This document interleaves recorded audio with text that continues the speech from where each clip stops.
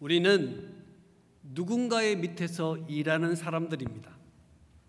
그래서 대부분 나 위에 있는 사람들을 섬겨야 할 때가 굉장히 많습니다. 근데 모든 영역 속에서 나보다 훨씬 뛰어나고 능력이 좋으면 순종하고 섬기기가 좋은데, 때로는 나보다 실력과 경험과 나이 면에서도 부족한 사람을 만날 때 우리가 사회생활 가운데 어려움을 부딪히고 또 힘듦을 경험하게 됩니다. 그때 믿는 우리는 어떻게 할 것인가? 세상 가운데 살아갈 때 영향력을 발휘하라고 하나님이 내게 보내신 세상에서 나는 어떻게 신앙인으로 사회생활을 할 것인가?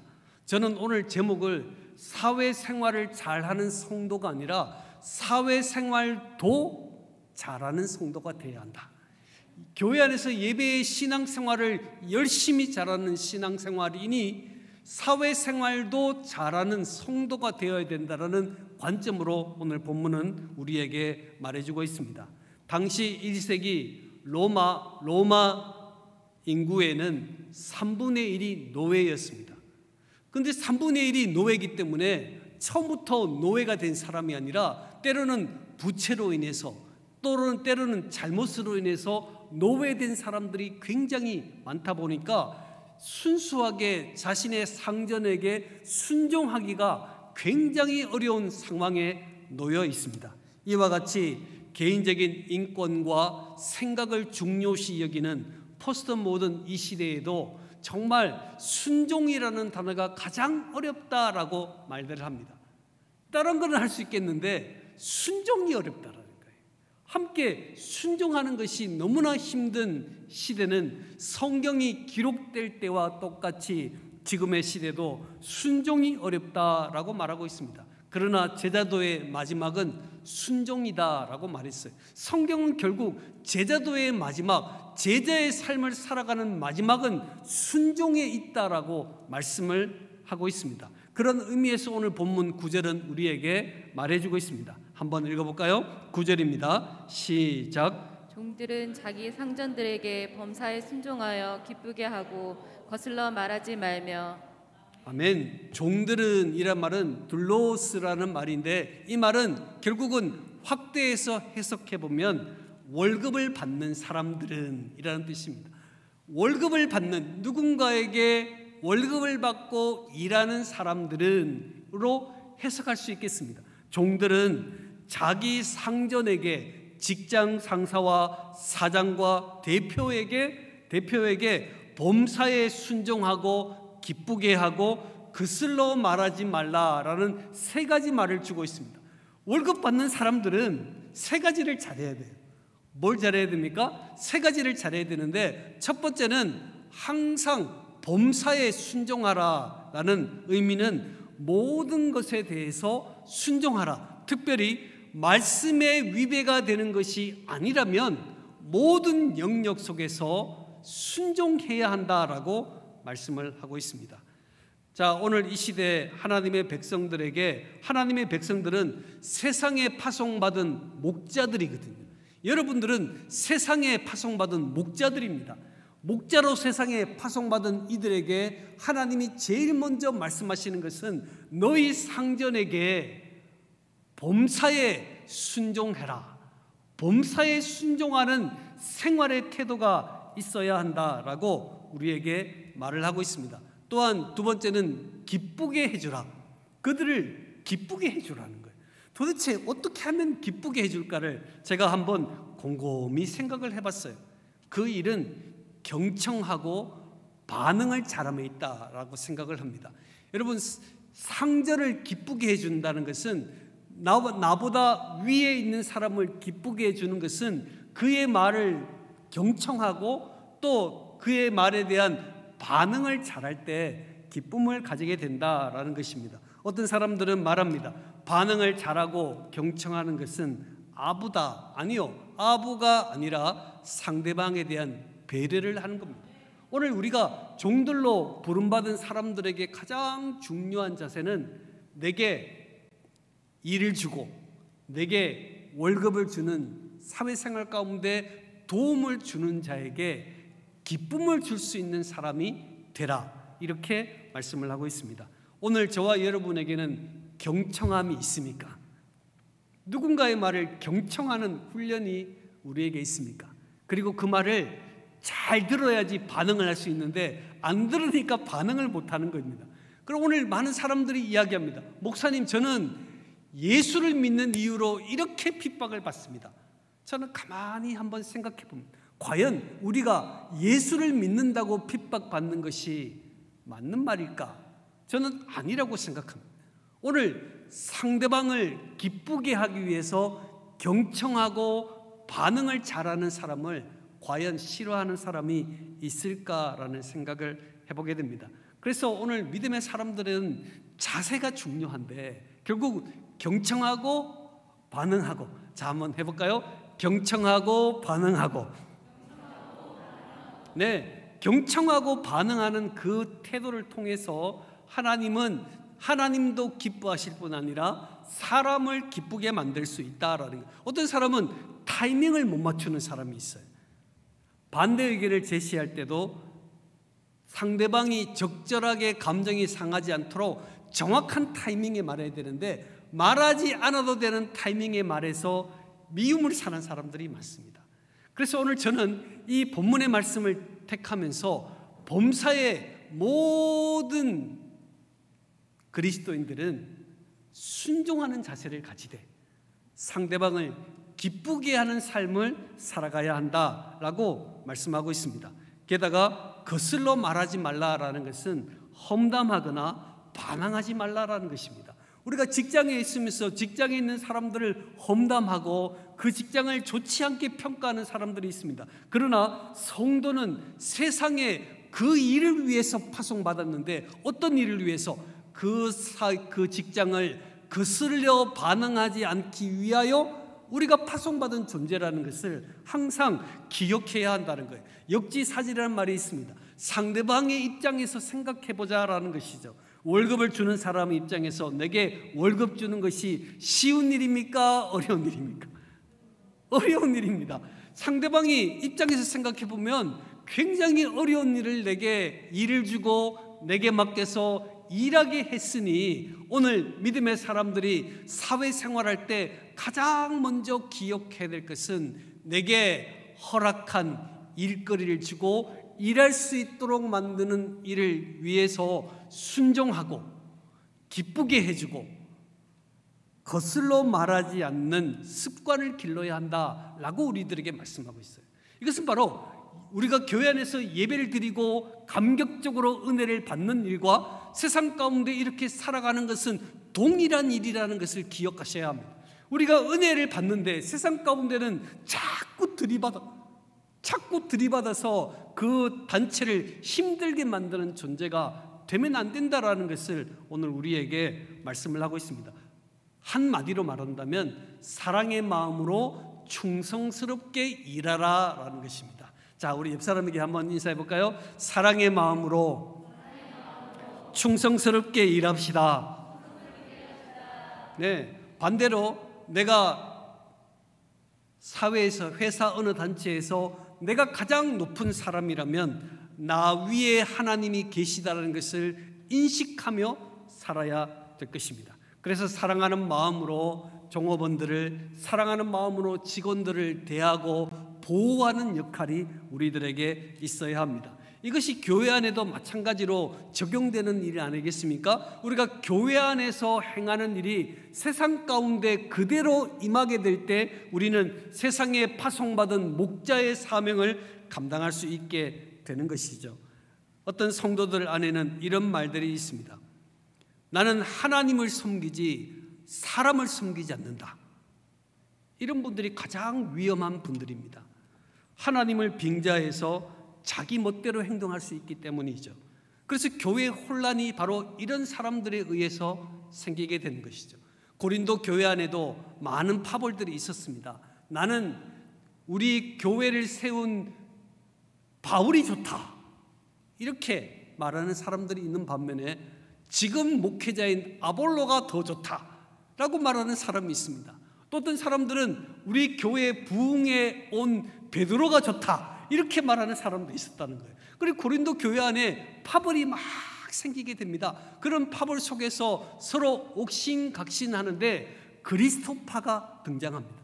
나는 이 사람도 싫고 저 사람도 싫고 저 사람도 싫어. 나는 오직 하나님만 바라보고 할 거야. 바로 그 그리스도파 때문에 고린도 교회가 계속적인 어려움이 있었다라는 것입니다. 오늘 하나님은 사람 지도자를 통해서 하나님의 역사를 베푸시고 인도하시기 때문에 사람을 보고 하나님께서 세우신 일꾼을 보고 지도자를 보고 순종하며 나가는 삶이 얼마나 교회를 덕스럽게 만들고 축복되게 만드는 것인가를 우리는 기억해야 한다는 거예요.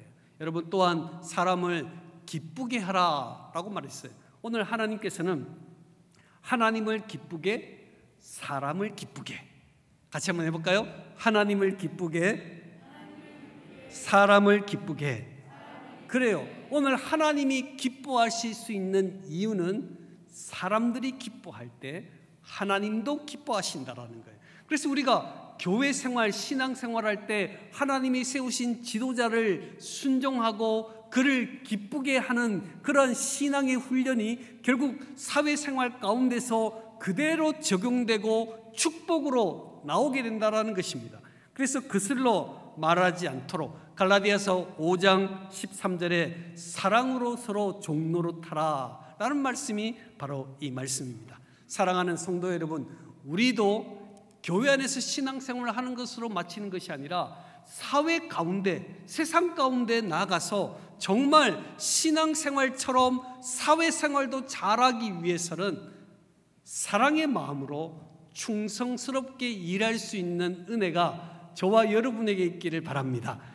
회사를 갔는데 사장님이 마음에 안 들어.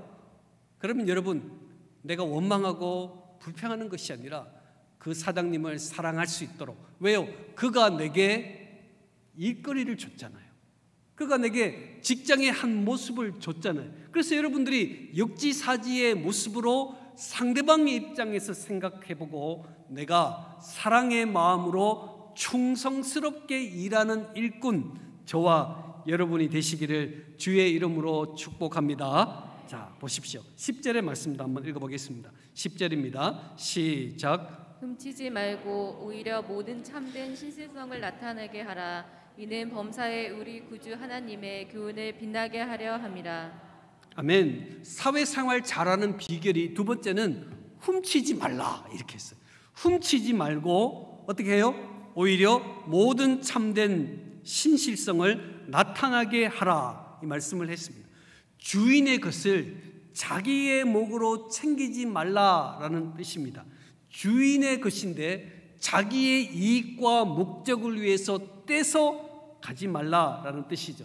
최근에 화장품 기업인 아모레 퍼시픽에서 직원 3명이 30억의 회사 돈을 횡령하는 일이 있었습니다. 별로 놀라지 않으니까 좀 더 이야기할게요. 우리 은행에서 직원이 578억을 횡령하는 일이 있었습니다. 자, 여러분 보세요. 세상 가운데 떠들썩하게 일어나는 일들, 훔치지 말라. 내 것이 아닌데 내 것이라 생각하고 취하는 일들이 우리 지역 사회 가운데 가득 차 있습니다.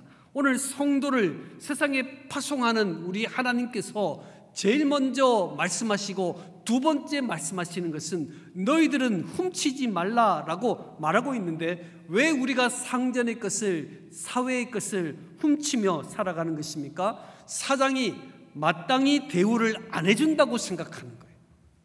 나는 이런 능력이 있는데 마땅히 그가 내게 대접을 안 해주니 내가 위치 이동할 수밖에 없다라고 생각하는 것이죠.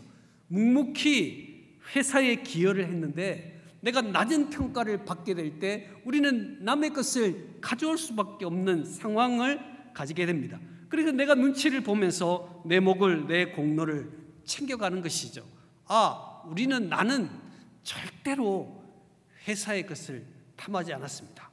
이렇게 당당하게 서 있는 분들을 위해서 시간을 훔치는 것에 대해서 또 말씀을 드리려고 합니다. 회사에 근무를 합니다. 여러분 몇 시부터 몇 시까지 근무하시죠? 네, 9시부터 다양한 의견이 있는데 9시부터 6시까지를 해봅시다. 9시부터 6시까지를 일하면 언제부터 퇴근 준비를 하시죠? 5시부터 합니다. 직장 상사는 우리에게 9시부터 6시라는 시간을 여러분에게 부여했습니다.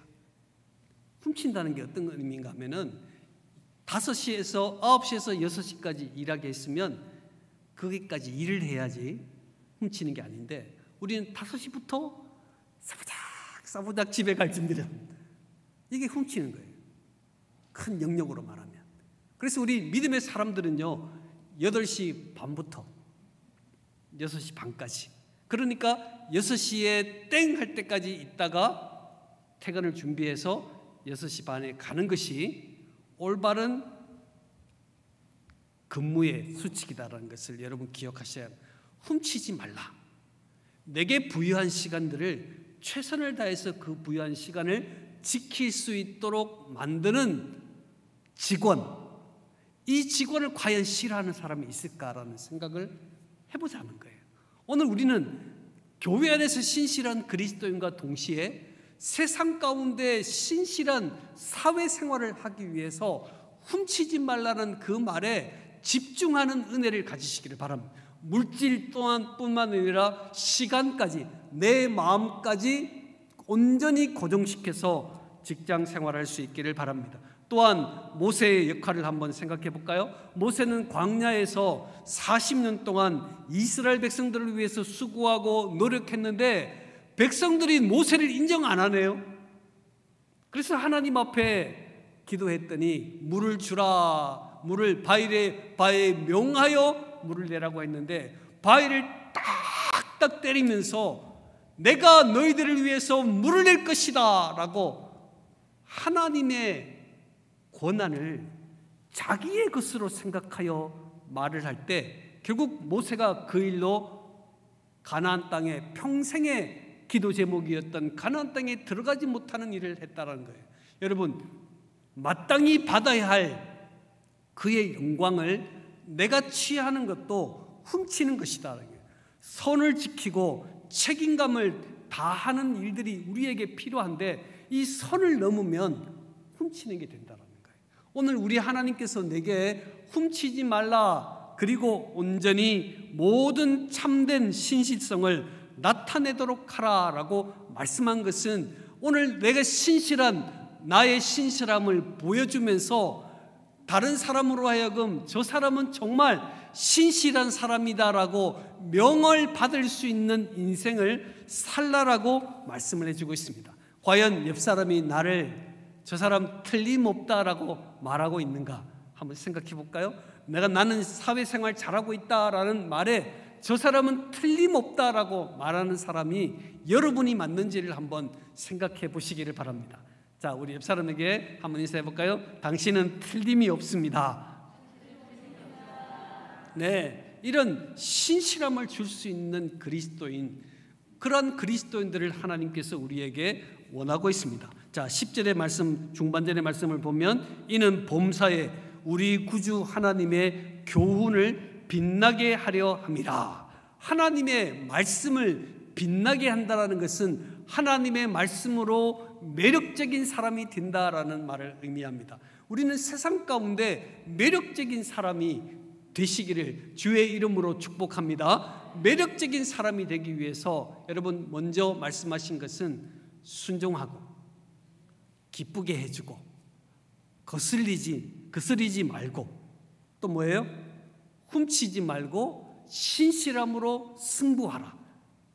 이런 역할들을 하나님께서 우리에게 명하셨고 그 역할을 위하여 최선을 다하는 성도들이 될 때 사회생활 속에서 매력적인 사람이 될 수 있습니다. 저는 오늘 이 말씀을 하려고 본문의 말씀을 한 것이 아닙니다. 우리가 가정생활을 하기 위해서 좋은 아빠가 되라고, 좋은 엄마가 되라고만 위에서 말씀이 증거되는 것이 아니라 하나님의 말씀은 반드시 그 이후에 다른 사명이 있다는 걸 기억하셔야 합니다. 매력적인 사람이 되었으면 그 매력을 가지고 무엇을 해야 되는가? 세상 길로 가는 사람들을 올바른 길을 걷게 만들기 위하여 힘을 다하는 사명인이 되셔야 한다는 겁니다. 오늘 하나님께서 세상에 살아가는 우리들에게도 그저 직장에서 인정받고 박수받고 매력적이고 대단한 존재로 사는 것으로만 인생을 마감하는 것이 아니라 반드시 우리에게 세상 길로 걸어가는 사람들을 돌이킬 수 있는 믿음의 사람이 되라고 말씀을 하고 있습니다. 이를 위해서 필요한 것은 오늘 본문 11절의 말씀입니다. 한번 읽어보겠습니다. 11절 시작. 모든 사람에게 구원을 주시는 하나님의 은혜가 나타나. 아멘. 모든 사람에게 구원을 주시는 하나님의 은혜가 나타나 그랬어요. 여러분, 세상 길을 걸어가는 사람들을 돌이킬 수 있는 강력한 힘은 성령의 능력과 하나님의 은혜인 줄 믿습니다. 여러분, 하나님의 은혜가 없이는 결코 돌이킬 수가 없어요. 그저 직장에서 뛰어난 그리스도인이 아니라 그들을 돌이킬 수 있는 그리스도인이 되셔야 돼요.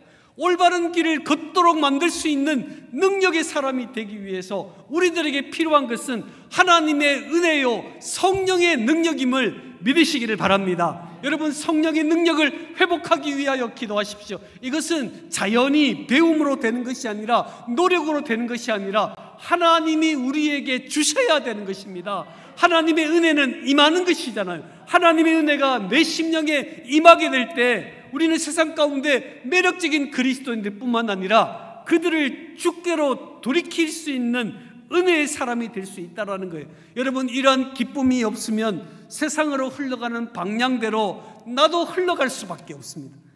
여러분, 아무리 훈련받고 아무리 마음에 작정하고 아무리 그리스도인으로 세상에 성공하며 살 것이라고 생각해도 내게 은혜가 없으면 안 돼요. 내게 성령의 축복이 없으면 우리도 함께 딸려갈 수밖에 없잖아요.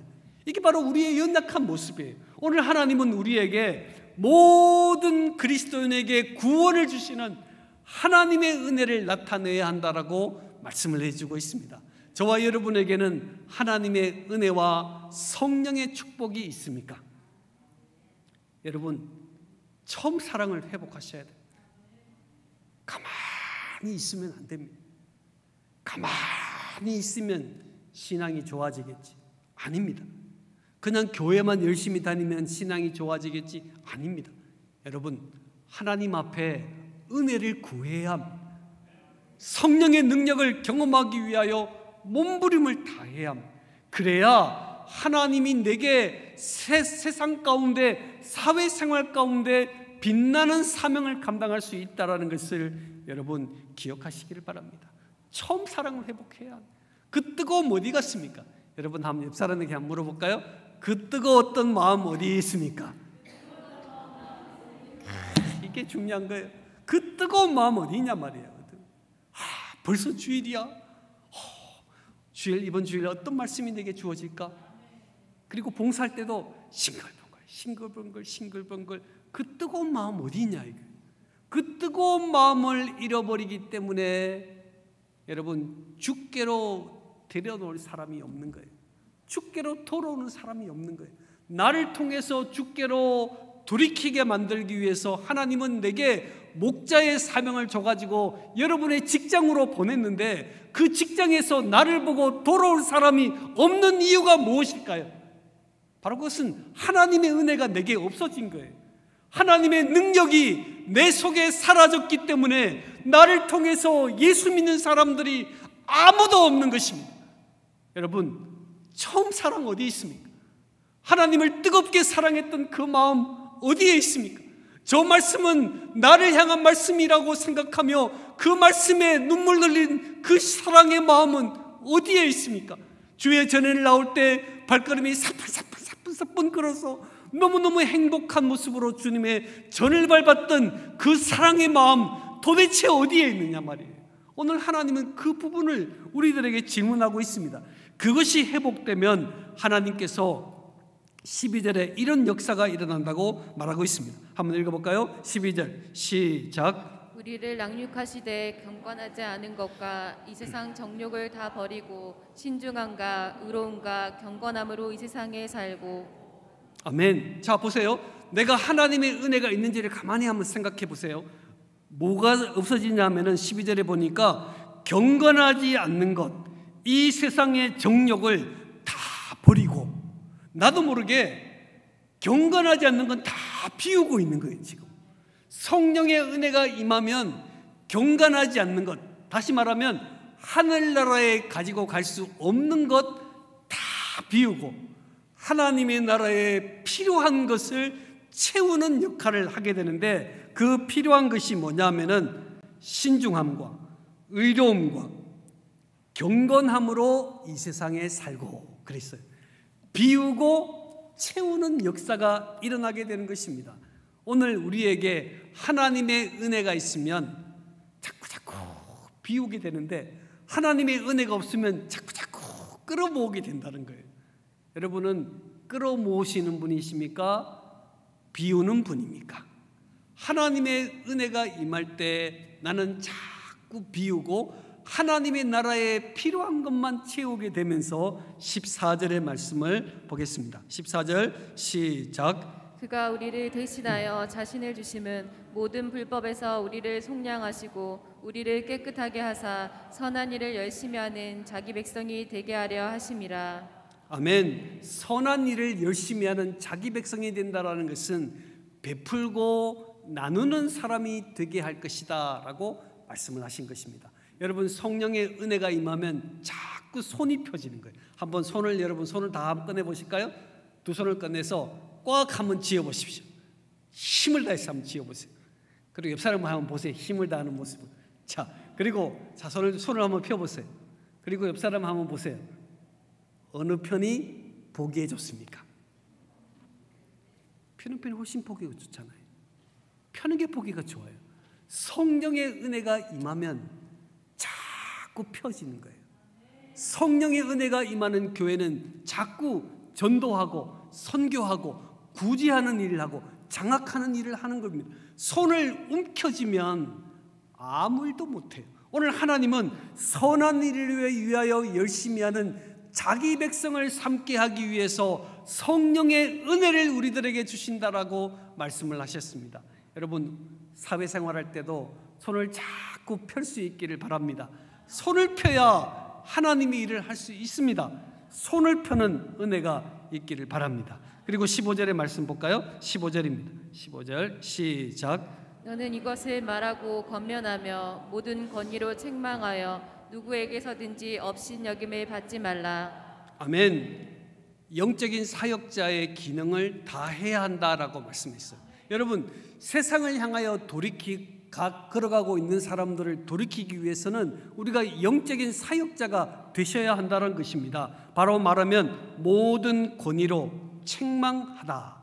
여러분, 직장의 음주 문화가 너무 팽배해 있을 때 여러분, 영적으로 말할 수 있어야 한다는 거예요.